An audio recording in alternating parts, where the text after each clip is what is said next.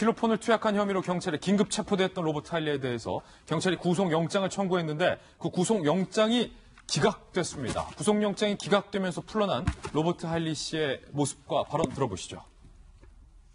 제가 그동안 저를 지켜주신 가족, 친구 그리고 국민 여러분들에게 죄송하다는 말씀 드리고 싶습니다.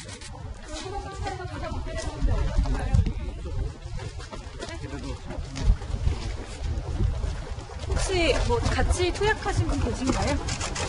불구속 상태에서 조사를 받게 죄송합니다. 혹시 함께 투약하신 분 계신가요? 죄송합니다. 과거에 투약하신 거에 대해서 혐의 부인하시는 건가요? 로버트 할리 씨에 대해서 증거 인멸의 우려가 없고 도주의 우려가 없다. 그리고 깊이 반성하고 있다라는 이유로 영장이 기각되고 집으로 귀가를 했습니다. 이제 불구속 상태에서 수사를 받게 된 건데 어제 저희 채널A가 단독으로 보도해드린 내용 중에 이번 로버트 할리 씨의 마약 투약 혐의와 관련해서 외국인 공범이 있는 것이 아니냐. 그리고 경찰이 이 부분을 CCTV 영상으로 확인 중이다라는 내용을 보도해드렸는데 과거 마약을 했었다라는 의혹과 관련돼서도 공범이 있다는 주장이 제기됐어요. 네, 그렇습니다. 이 로버트 할리 씨가 이번에 이 긴급 체포되기 전에도 두 차례 이 마약과 관련해서 수사를 받은 것이 밝혀졌는데요. 지난해에 수사받은 것과 관련해서 이 로버트 할리 씨가 경기도 안양경찰서에서 수사를 받게 됩니다. 이 받게 된 것이 바로 마약 사범을 한 명을 경찰에서 조사를 하게 되는데요. 이 수사 과정에서 이 마약 사범이 이런 얘기를 합니다. 로버트 할리 씨와 연인 관계고 그리고 함께 마약을 했다라고 진술을 하게 돼요. 그러자 경찰에서는 로버트 할리 씨를 공범으로 보고 이제 조사를 하게 되는데 당시에 이 할 씨 자택에 두 사람이 함께 들어가는 모습이 CCTV에 찍히기도 했거든요. 그런 모습까지 확인한 다음에 경찰이 조사를 했지만 당시에 로버트 할리 씨가 다 제모를 하고 나타나서 마약을 했는지 여부가 확인이 되지 않아서 무혐의 처분을 받은 적이 있었죠. 어제 저희가 전해드린 것처럼 저희가 어제 그 로버트 할리 씨가 그 현금 인출기에서 무통장 입금을 할 때 옆에 서 있던 외국인 한 명이 있었다라고 얘기를 했는데요. 이 로버트 할리 씨는 현재 이 사람이 지인이다라고 얘기를 하고요. 공범 여부에 대해서는 얘기하지 않고 있는 상황인데요. 경찰은 이 사람을 공범으로 보고 계속 수사를 진행하고 있습니다. 그렇군요. 이 로버트 할리 씨의 마약 투약 혐의의 불똥이 로버트 할리 씨가 설립한 광주 외국인 학교로 튀고 있습니다. 김영주 의원님, 지금 저희들이 취재를 해보니까 광주 외국인 학교가 로버트 할리 씨가 1996년에 설립했는데 좀 확인되는 내용에 따르면 그 학교 소속의 교사가 대마초를 밀수한 혐의로 구속이 됐기도 했고 또 아동 성추행 혐의로 국제수배된 용의자가 교사로 근무했었던 적도 있었던 게 나왔어요. 예, 그렇습니다. 사실 96년에 설립됐지만 공식화된 건 2000년도고요. 실제적으로 총 사업비가 한 80억인데 한 20억 이상이 국비와 시비로 이렇게 들어갑니다. 실제로 보면 이 외국인 학교는 교육부 담당이 아니고 과거로 보면 우리로 보면 산업통상자원부 담당이에요.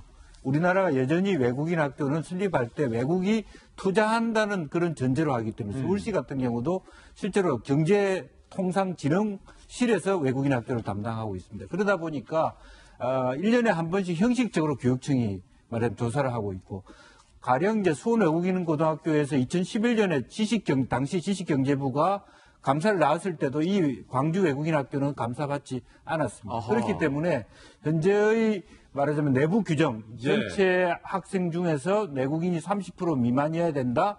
혹은 전체 인가된 숫자의 재학생이 몇 명이어야 된다. 지금 10분의 1도 안 되는데도 불구하고 취소할 수도 없고 어떤 개인 공식적으로는 각종 학교 이사장 이렇게 명명되어 있습니다만 실질적으로 로버트 할리 개인 소유가 되어 있거든요.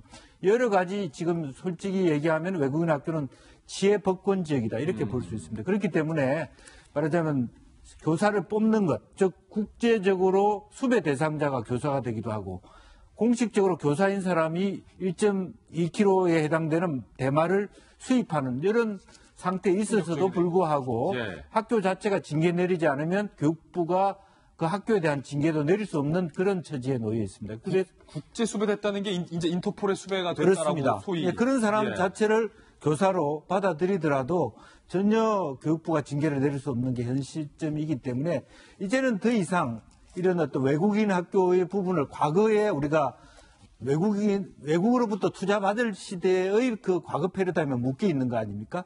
가령 제가 서울시에 있을 때도 몽고 외국인 학교는 인가가 안 돼요.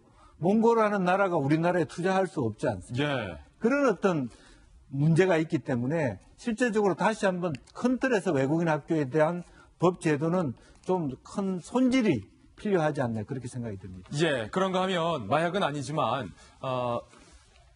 음란물 사진 한 장을 단톡방에 이른바 유포했다라는 혐의를 받고 있는 가수 로이킴이 경찰에 출석을 했습니다. 그런데 로이킴이 다니는 학교에서조차 지금 로이킴이 위기에 처했다는 이야기가 나오고 있습니다. 일단 로이킴의 이야기부터 직접 들어보시죠. 음란물 유포한 혐의 인정하십니까? 제일 먼저 저를 또 응원해주시고 아껴주셨던 팬분들 그리고 가족분들 그리고 국민 여러분께 심려 끼쳐드린 점 진심으로 죄송합니다. 진실되게 또 성실히 조사 잘 받고 나오겠습니다. 죄송합니다. 올린 음란물 본인이 직접 촬영하신 건가요? 음란물 유포 불법인 거 모르셨습니까? 대화방에서 마약류 지칭하는 은어 사용했다고 하는데 사실 맞나요? 마약 검사 응할 생각 있습니까? 로이킴 엄친아로 알려졌었죠. 예. 그러니까 조지타운 대학교 경영학과에서 공부도 굉장히 잘하면서 또 중간중간 학교 실을 때는 한국에 와서 또 이렇게 일반 대중들에게도 또 알려져 있고 또 아버지도 학계에 계신 걸로 알려져 있고 해서 그래서 더 충격적인 것 같습니다. 그런데 지금 핑계대는 게 그냥 유통만 했다. 그리고 본인이 촬영한 거에 대해서는 현재 부인을 하고 있는데 유통한 것도 굉장히 위험한 짓이라는 것을 한 번 더 얘기를 하고 싶습니다. 예. 왜 잊혀질 권리 이런 것 때문에 사실은 그 자살을 시도하는 사람들도 굉장히 많았고 한번 모르던 사진을 돌리는 거에 대해서도 망법상 현재 위반입니다. 그런데 더 큰 범죄를 감추기 위해서 그 정도는 했다고 시인하는 게 아닌지 그걸 굉장히 안타깝게 생각을 하고 있습니다.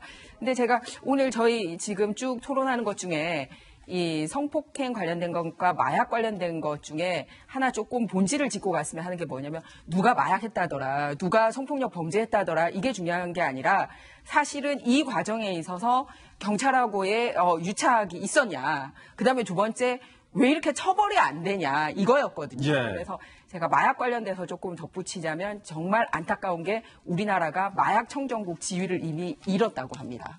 인구 10만 명당 20명 미만이 돼야 되는데 벌써 10만 명당 28명이 돼서 마약 청정국이 아니라고 하는데도 그 마약 사범 중에 40%가 집행유예로 풀려난다라는 놀라운 결과가 발표가 됐습니다.